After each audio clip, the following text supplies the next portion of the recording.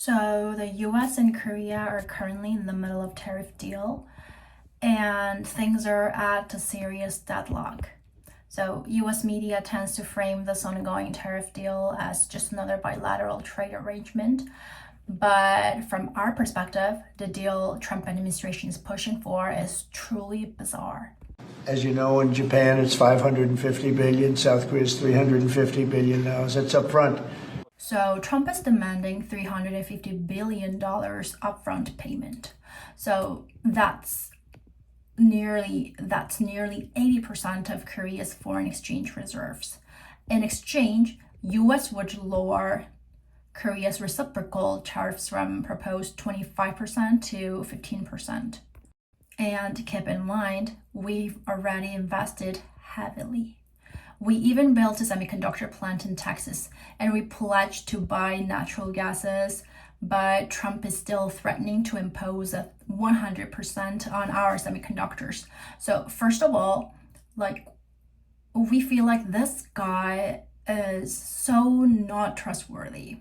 We're going to be putting a very large tariff on chips and semiconductors, but the good news for companies like Apple is if you're building in the United States or have committed to build, without question committed to build in the United States, there will be no charge.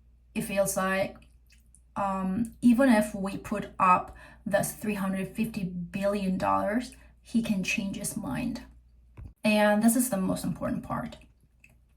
If Korea actually complies and pays $350 billion in cash, it could cause the won to plummet and spark a sharp surge in dollar-won exchange rate.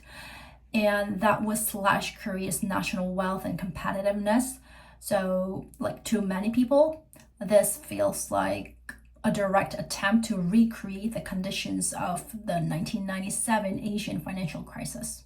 So our public still remembers this painful history when our best companies were sold off at fire sale prices to foreign investors. So there's a widespread perception that the US is deliberately creating similar conditions to trigger another stripping event. So I just wanted to share something that US media doesn't shed light on. So after the raid on Hyundai LG mega plant construction site in Georgia, this anger and anti-American sentiment has been growing. So maybe Trump and the US thinks they can push Korea into compliance, but I believe the sentiment here is valid. So even if a currency swap is provided, I don't think the government could hand over this $350 billion when this anti-American feeling is this strong.